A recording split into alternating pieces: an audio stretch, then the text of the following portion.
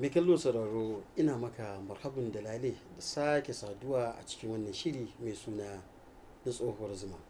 Sunana Adamu Abdullahi. Yau shirin ya yi tattaki zuwa birnin Kano, kuma a birnin Kano ya tsinkaya kan shi ne a wata cibiya ko kuma wani babban gida wanda ya shuhura wajen yada al'amuran da suka shafi cigaban addinin musulunci shekaru masu ɗimbin yawa a jihar Kano, kuma inda za mu tattauna da babban malami da ke jagorantar wannan gida kuma ce wannan cibiya. Wannan malami shine Dr. Sheikh Karibullahi Sheikh Dr. Nasir Kabara, shugaban ɗariƙar Qadiriyya na nahiyar Afirka baki ɗaya. Akar makallahu, barkanka da zuwa wannan shiri. Barka ka dai, alhamdulillah. Akar makallahu, kamar yadda na gabatar da wannan shiri da farko, wannan gida na Qadiriyya ya shuhura wajen yada al'amuran da suka shafi cigaban addinin musulunci ba ma a Najeriya kadai ba, a duk faɗin Afirka ko kuma da duniya baki ɗaya. Kafin mu tsunduma mu ji irin ɗawainiyar da kuma gwarmaya da malam ya sha, za mu so mu ji shi kanshi tarihin wannan gida. Bismillahir Rahmanir Rahim, wa salatu wa salamu ala ashrafil mursalin wa alihi wa sahbihi wa tabi'in wa tabi'ihim wa man tabi'ahum bi ihsani ila yawmiddin. Innamal a'malu binniyati wa innama likulli imrin ma nawa. Alhamdulillah, tarihin wannan gida na gidan Qadiriyya ya kafu daidai lokacin rayuwa da jihadin Shehu Usman bin Fodi, Allah ya kara masa yadda, wanda ya assasa wannan gida Sheikh Umar, wanda ake masa lakabi da Malam Kabara. Asalinsa a wannan lokaci, a daidai lokacin da kafin maganar tura mulkin mallaka, babu wani bambanci, ba wata iyaka a tsakanin kasashen nahiyar Afirka ta yamma. Idan muna maganar Najeriya, ana maganar Niger, ana maganar Mali, wannan duka waɗansu iyakoki ne waɗanda tura mulkin mallaka suka zo suka saka, suka raba daga baya. daga baya.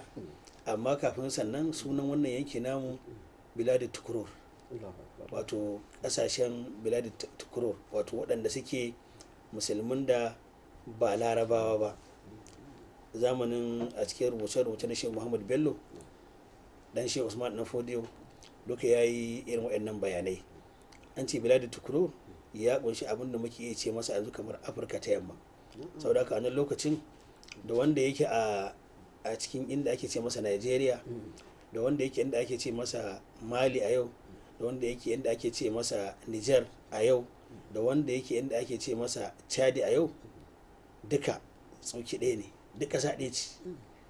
Ba wani shamaki, duk inda kake so za ka tafi, ba wanda zai ce da kai daga ina kake, ko ina ba su yana biza, ko ina ba magana wani biza ko wani abu. A kawai biza shine wato musulunci, shine abu na farko, da kuma kallon wato daga ina kake.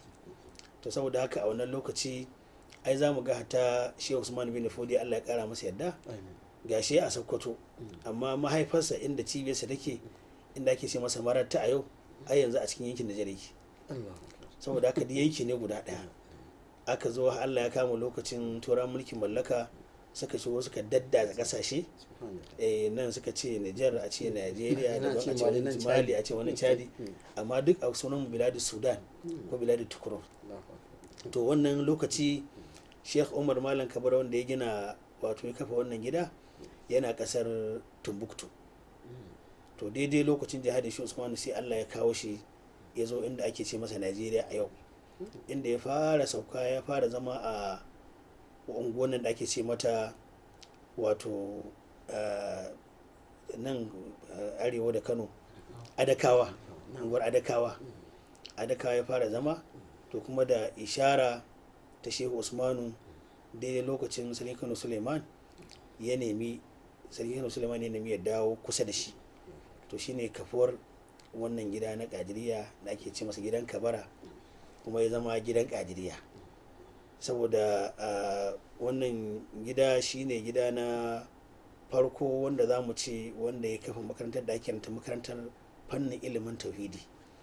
Malam Kabara lokacin da ya taho daga Timbuktu ya zauna a Katsina, wanda a nan Katsina ne inda ya yi makaranta ta tauhidi din, domin shi wato malami ne mutafanni ne a kowane fanni, amma ya fi shuhura da sanin ilimin tauhidi. To a Katsina ya samu almajirai irin su a Sheikh Muhammadu Sunusi, wanda bayan dan zaman da ya yi a can tare da su ya tashi ya dawo nan Kano a Kabara.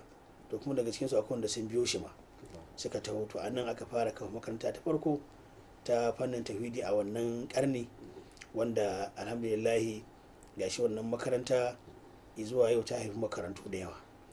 To kuma ana nan bayan shi Sheikh Umar Malam Kabara aka sami Sheikh Muhammad Mai Zaure, shine ɗansa na farko wanda ya zama a buzansa bayan rasuwarsa. Daga nan kuma Allah ya kawo Malam Ahmad, wanda Malam Ahmadu shi kuma bayansa Allah ya kawo Sheikh Ibrahim na Tsugune, wanda Malam Ibrahim na Tsugune shi ne kuma ya reno ya tarbiyyar Shehu Muhammad Nasir Kabara, wanda shi kuma ya duka ya ci gaba da raya irin waɗannan ayyuka waɗanda wannan gida aka kafa shi a kansu, wanda kuma gashi alhamdulillah har yanzu wannan albarka don alkhairi ba abin da za mu yi Allah sai godiya. Akan makallahu idan muka duba za mu ga marigayi Sheikh Dr. Nasir Kabara ya ba da gudunmawa sosai wato wajen ciyar da addinin musulunci gaba.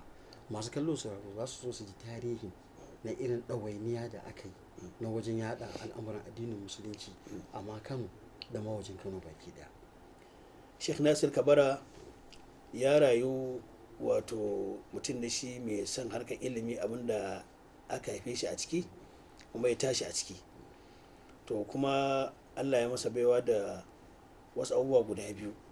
Abu na farko za mu iya cewa tarihi ya rubuta shine kamar malami na farko wanda ya kokarin wato shigo da harkar ilimi, koyon ilimi ya cakuɗa na da na zamani. Ma'ana a lokacinsa abinda aka saba shine koyon ilimi, mutum ya tafi gurin malamai wanda sai a gida inda ake cewa makarantar buzu. Malami na kan buzu, ɗalibai kuma suna zaune a gabansa suna ɗaukan karatu. Mace kamar makarantar zaure kenan. Makarantar zaure. Makarantar zaure. To abinda ya san ana yi kenan. Kuma shi ma haka ya tashi, kuma Allah ya bashi duk abin da ya bashi ta wannan fanni. Duk irin shuhuran nan da ya ta haka yasa Allah ya bashi abin da ya bashi. To saboda haka shi a lokacinsa da ya zo, da yake ya zo daidai lokacin da wato turan mulkin mallaka suna cikin ƙarfin gane su. To sai ya lura sun zo da abubuwa waɗanda idan ya zuba ido ya kyale a hankali wannan hanyar ta ilimi na addinin musulunci da kuma tarbiyyar musulunci za su binne ta. Kamar yadda za mu ga da dama yanzu muka shiga kasashen da suke da ƙarƙashin mulkin Faransa. Ai da yawa kasashen da yake ba su sa a irin wannan ba, da yawa za ga akwai musulunci amma an danne al'adunsu kyawawa na musulunci, ya zama sun tasiranci mai karfi da ɗabi'un turawa.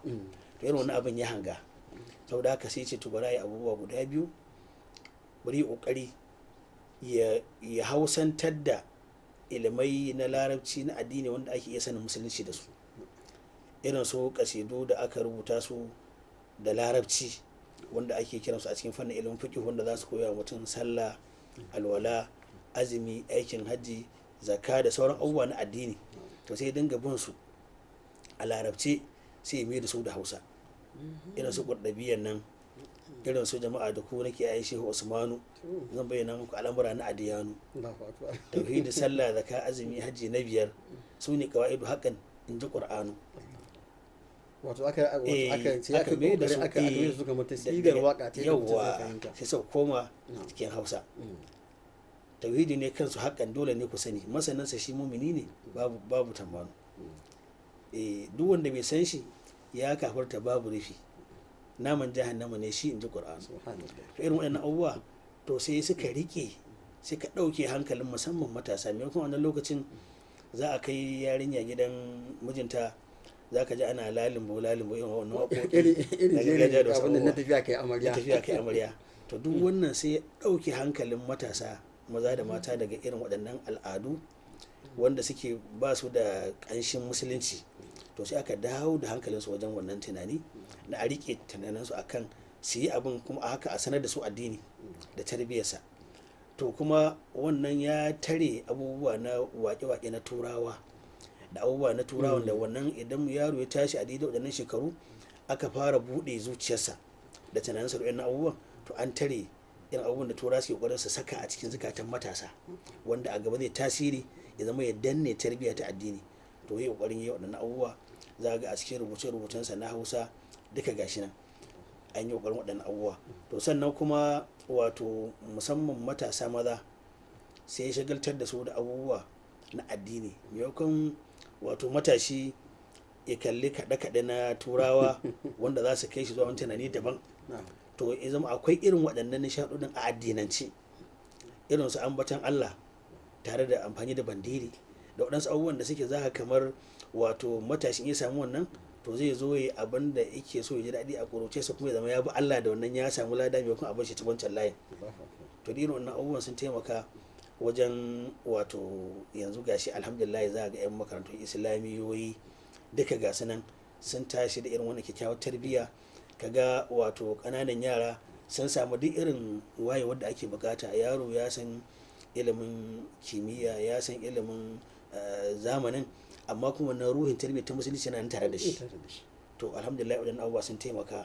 To duka irin wannan wato Sheikh Nasir Kabara kokari wajen tabbatar da irin waɗannan, saboda haka kuma kamar da nake faɗa a farko, ya gwama ya haɗa makarantun wato zamani da na loko na gargajiya ko mu ce makarantun zaure.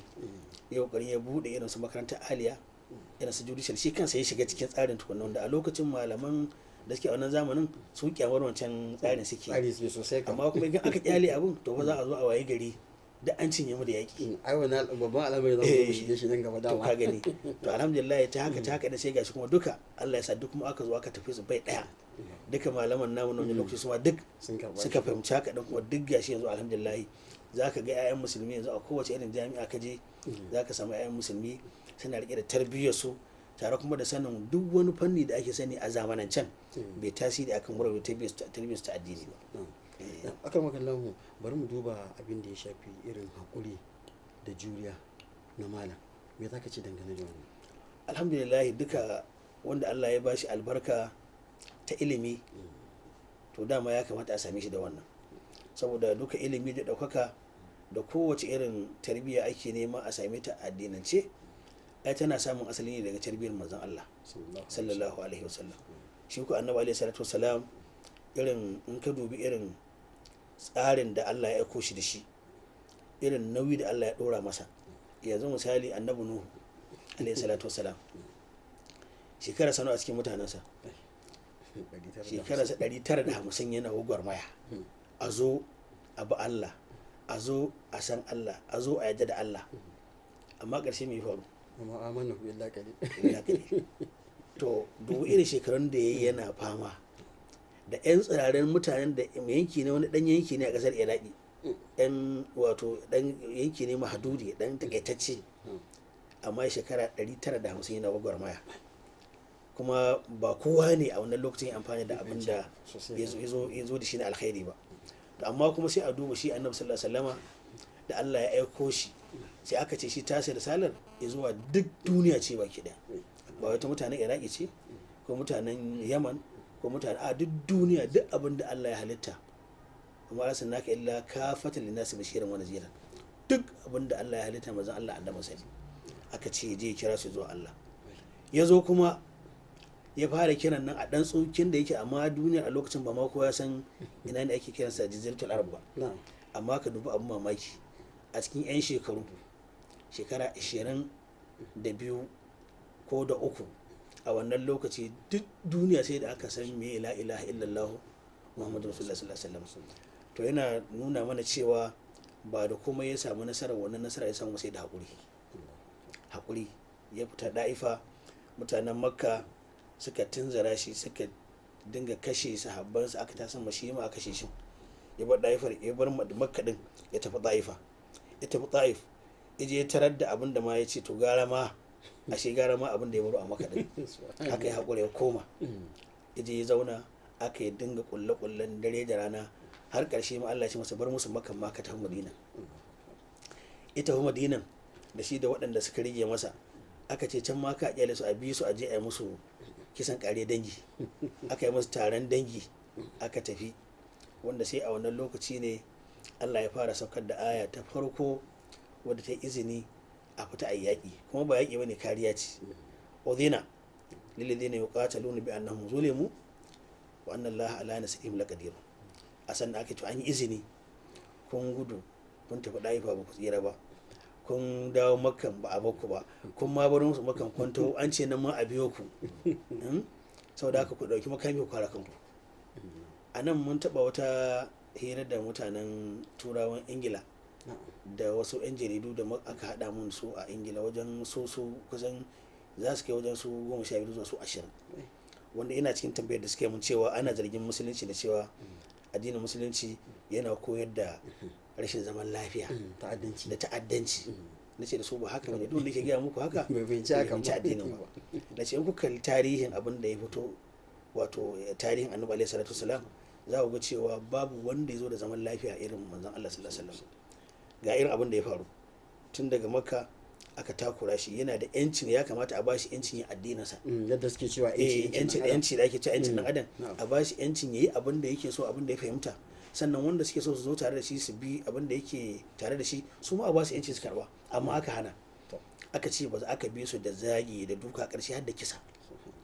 Aka kore su daga Makkan suka tafi wato Taif, a nan ma suka ce to gara ma da suka dawo suka ce to sun bar garin sun tafi Madina. Aka ce Madina mu a bi su a ji a karato ya ake so su yi, zama za su yi suna kwanci a zuwa da za su. Saboda haka wato sai a sannan aya ta yi izinin a dauki makami a kare kai, sannan ta fara sauka. Shi ma kare kai ne, kare kai ne.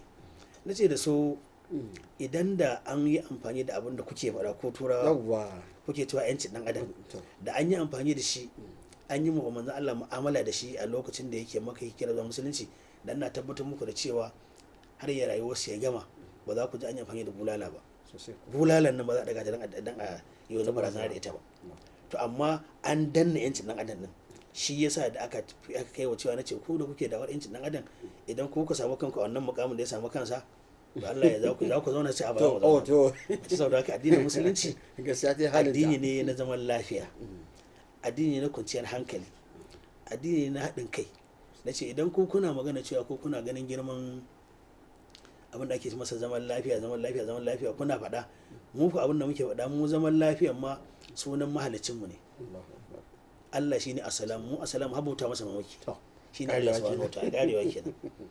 To irin waɗannan abubuwa wato sun yi amfani kwarai, sai ka ga cewa irin nasarorin da Allah ya ba manzon Allah sallallahu alaihi wasallama, wato daga cikin hanyoyin samun nasararsu a cikin kashi 70 cikin 100 sai ga haƙuri ya taimaka masa.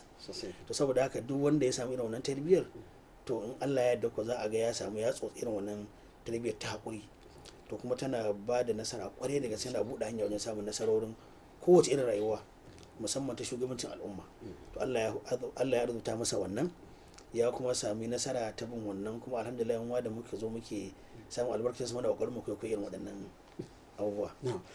Akan makan lahu don su masu kallon su ji irin dabarun da malam ya yi amfani da su wajen kawo ƙarshen ko kuma shafi kalubalen da ya fuskanta na ƙoƙarin fahimtar da mutane, misali gwama ilimin nan biyu na zamani da na addini, musamman abin da ya shafi kamar buɗe makaranta irin ta Aliya a wancan lokaci. Irin wannan dabarun su ne da waɗanda muka faɗa cewa a nuna wa al'umma kada mu kyale wannan fage harkokin ilimin zamani da suka taho, to kar mu kyale mu ce shikenan su zo su abin da suke so. A'a, namu din da muke yi mu zamanantar da shi, mu ci gaba da yin irin yadda muke yi, sannan kuma mu shiga cikin nasu. Saboda haka za a ga har yanzu wannan tsari na koyarwa da ake bi tun ma kafin lokacin shi wannan fodi ta hanyar koyi ilimin addini, har yanzu mu a nan gidan da sauran gidaje na ilimi ana ci gaba da shi.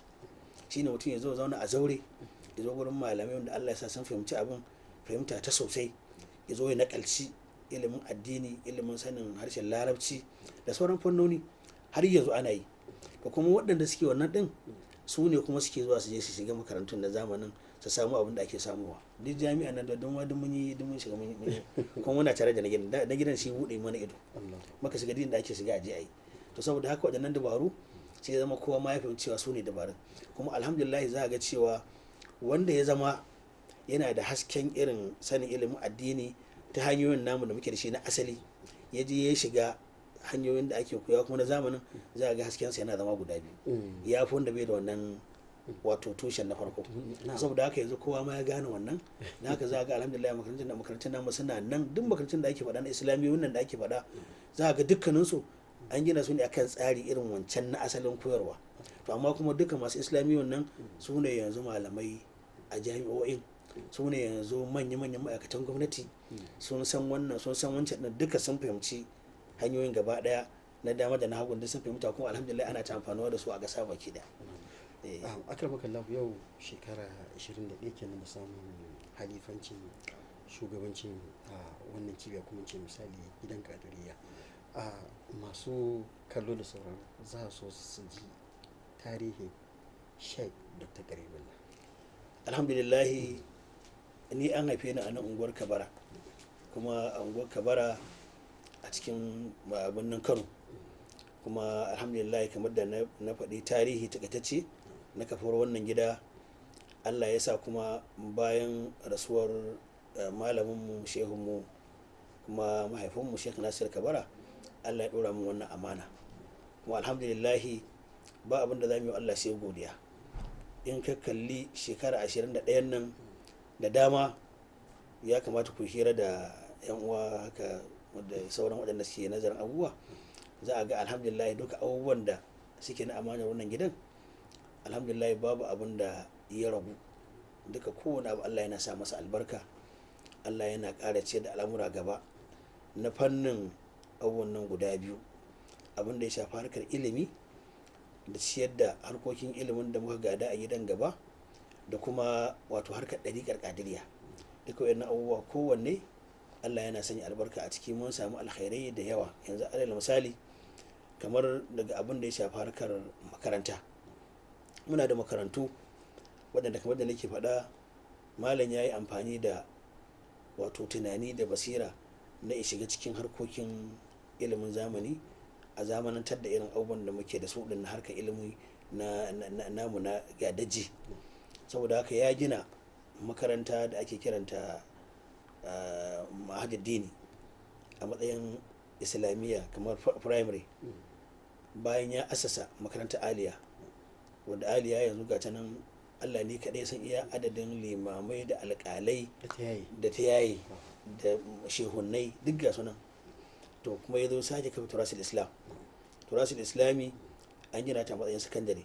To amma yanzu sama da kamar shekara 10 nan baya, an buɗe ɓangare wanda ake ba da karatun da ake iya samun shahadar diploma a kanta, kuma an yayi ɗalibai da dama ta wannan hanyar, kuma da damansu wasu ma yanzu suna nan su ne shugabanni a ɓangarorin ilimin larabci, ɓangarorin ilimin karatun addinin musulunci a wasu jami'o'in, duka ɗalibanta ne.